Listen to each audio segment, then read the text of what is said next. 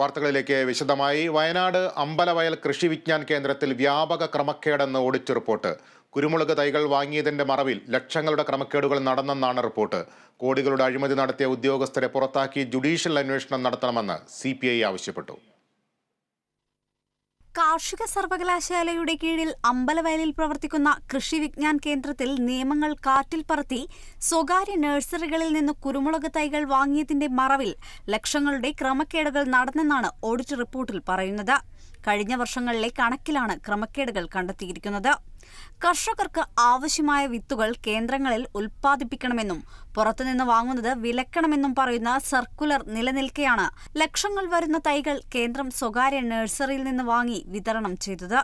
കൃത്യതയില്ലായ്മ, ഒപ്പുകളിൽ വ്യത്യാസം, cash check നൽകിയത്, കൈപ്പറ്റ് രസീതിയില്ലാത്തത്, stock register നഷ്ടപ്പെട്ടു തുടങ്ങിയ കേന്ദ്രത്തിന്റെ ഗുരുതര വീഴ്ചകൾ റിപ്പോർട്ടിൽ രേഖപ്പെടുത്തിയിട്ടുണ്ട്.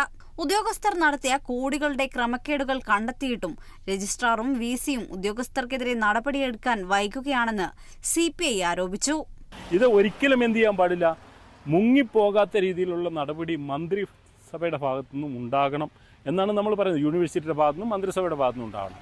ഇങ്ങനെ ഒരു അഴിമതി മുങ്ങിപ്പോയാൽ മറ്റെല്ലാ ഗവൺമെൻറ് സ്ഥാപനങ്ങളിലും വമ്പൻ അഴിമതി നടക്കും എന്ന് നമുക്കറിയാം. അങ്ങനെ നടത്തിയാൽ ഈ പാവപ്പെട്ട കർഷകൻ കൊടുക്കുന്ന നികുതി പണത്തിന് ഒരു മൂല്യം ഇല്ലാതാകുന്ന ഒരവസ്ഥയാണ് ഇപ്പോൾ നിലനിൽക്കുന്നത്.